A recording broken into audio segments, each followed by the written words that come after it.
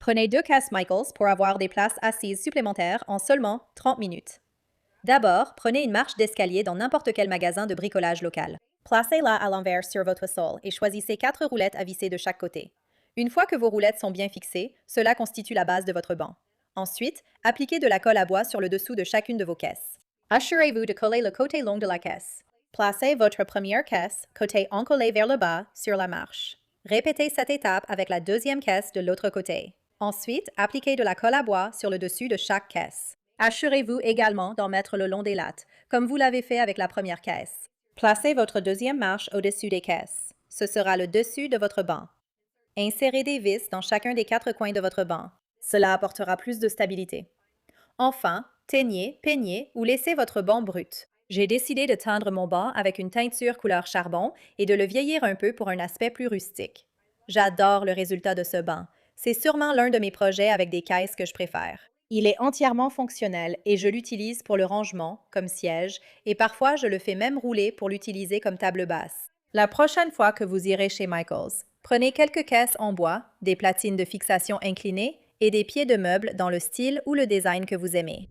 La prochaine fois que vous irez chez Home Depot, prenez 2 de leurs caisses en bois, puis prenez 4 de leurs platines de fixation inclinées, ainsi que 4 pieds dans le style ou le design que vous aimez. Pour commencer, je vais prendre ma caisse et, avec du papier de verre grain 100, je vais simplement la poncer légèrement parce que certains bords de ces caisses dépassent un peu. Il y a quelques éclats de bois, donc c'est juste pour lisser un peu la surface. Ensuite, je vais utiliser la couleur Hollow Hill de Country Sheet Paint et je vais peindre cette magnifique teinte verte sur ma caisse en veillant à bien couvrir l'intérieur et l'extérieur de la caisse. Une fois que j'ai fait ça et laissé sécher, je vais prendre du contreplaqué que j'ai préalablement découpé pour l'adapter à la taille du fond de la caisse. Et je vais simplement lui donner une teinte avec cette teinture gel couleur érable de DecoArt et je vais faire ça sur les 2 pièces. Une fois que j'ai fait ça et que toute ma peinture est sèche, je vais utiliser cette bande de champ pré-encollée et avec un petit fer à repasser, je vais le coller tout autour du bord du contreplaqué pour recouvrir la tranche non finie. C'est vraiment très facile à faire. Il suffit de passer le fer à repasser tout autour. Il y a déjà de la colle au dos et ça adhère directement au bois. Je peux aussi le faire sur les coins. Et puis, une fois que c'est fait, je coupe simplement l'excédent. Je vais donc faire ça sur mes 2 morceaux de contreplaqué pour avoir une belle finition sur les bords. Une fois que c'est fait, je vais venir faire les côtés de la bande de champ afin que ça corresponde à la partie supérieure de mon contreplaqué que j'ai déjà teinté.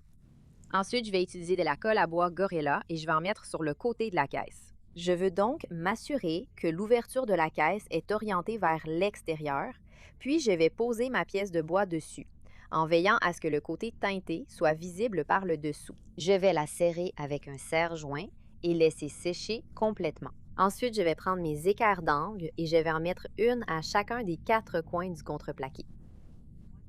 Une fois que ce sera complètement fixé, je vais pouvoir visser les pieds que j'ai achetés. Une fois que cela est fait, je vais prendre ma deuxième caisse et je vais aussi y ajouter de la colle à bois Gorilla. Ensuite, je vais la placer par-dessus, en m'assurant que les dos soient du même côté. Je vais aussi la serrer avec un serre-joint et laisser la colle à bois sécher complètement pendant environ 12 heures. Une fois que la colle est sèche, je vais prendre ma deuxième plaque de contreplaqué et je vais la fixer sur le dessus en utilisant de petits clous de finition juste pour la maintenir en place. Avec ça, ce projet est terminé et ce que j'ai, c'est une petite étagère mignonne et adorable pour exposer de la déco, des livres, des plantes, tout ce que je veux. Elle est solide et robuste. Et ce projet est vraiment très réussi et il est super facile à réaliser. Il n'y a pas beaucoup d'outils nécessaires et vous pouvez vraiment faire ce que vous voulez avec. Le peindre dans les couleurs de votre choix pour l'adapter à votre décoration intérieure et à votre style. Allons chez Michaels et prenons une caisse en bois. Nous aurons aussi besoin de quelques planches de palette, alors sortons-les.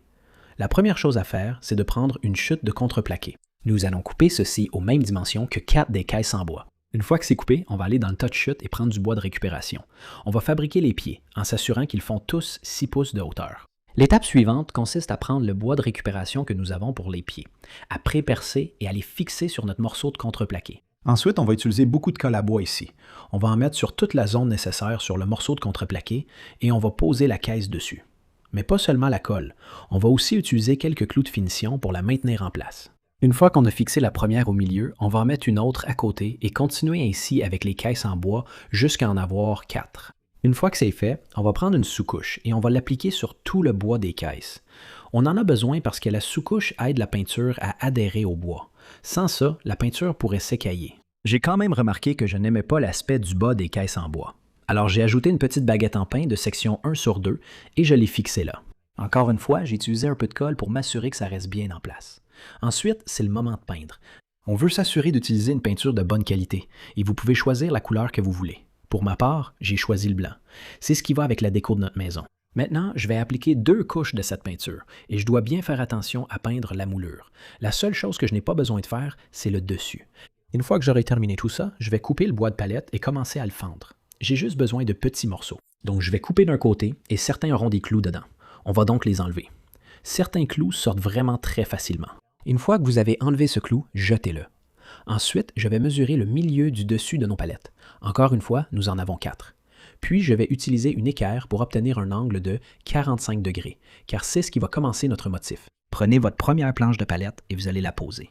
Je vais utiliser un peu de colle étalée, mais il n'y aura pas que de la colle cette fois. On va aussi utiliser des clous fins. Mettez-les en place, cela va maintenir la planche jusqu'à ce que la colle sèche. Ensuite, on va passer à la deuxième planche. Vous voyez, le motif commence à apparaître ici. On va la poser, utiliser quelques clous fins pour la maintenir en place, puis on va mettre la suivante. Vous voyez, celle-ci est plus grande. Vous pouvez alterner au fur et à mesure que vous avancez. Maintenant, ce que je voulais faire, c'était m'assurer qu'elle soit bien posée, choisir la planche que je veux. Vous pouvez voir que ça laisse quelques trous de clous, parce que ça donne un super effet à cette déco. Continuez simplement à descendre en mettant de la colle et des clous fins jusqu'au bout. Une fois que j'ai fini le haut, il est temps de tout aligner. Je vais mettre une planche guide. Je vais prendre ma scie circulaire et je vais couper tout le long du bord.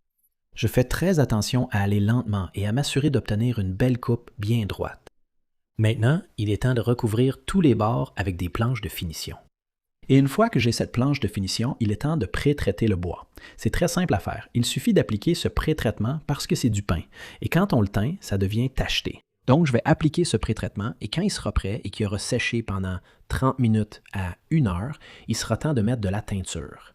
J'ai choisi du noyer foncé pour celui-ci. Regardez bien, parce que j'ai pré-traité le bois, il a un bien meilleur aspect et il ne devient pas tacheté. Je vais utiliser un chiffon pour appliquer ça au lieu d'un pinceau. Je vais en mettre partout sur le dessus et sur les côtés, là où se trouve la moulure. Une fois que j'aurai mis cette teinture et qu'elle aura séché, la dernière chose à faire sera d'appliquer du polyuréthane. C'est ça qui va lui donner cette finition professionnelle. Il faudra 2 couches, et tu peux en faire 3 si tu veux. Ça va le rendre durable et prêt à l'emploi. Une fois que tout est sec, regarde ça. Ce truc est absolument incroyable. Juste 4 caisses et quelques planches de palette gratuites ont permis d'en faire cette œuvre d'art. Je n'aurais pas pu être plus heureux. Mais ce que je voulais faire, c'était l'utiliser comme meuble TV. Et il allait parfaitement avec la nouvelle télé que j'ai achetée pour la famille. J'espère que vous avez apprécié ce meuble TV facile à réaliser avec des caisses. Merci d'avoir regardé Home Talk et on se retrouve la prochaine fois.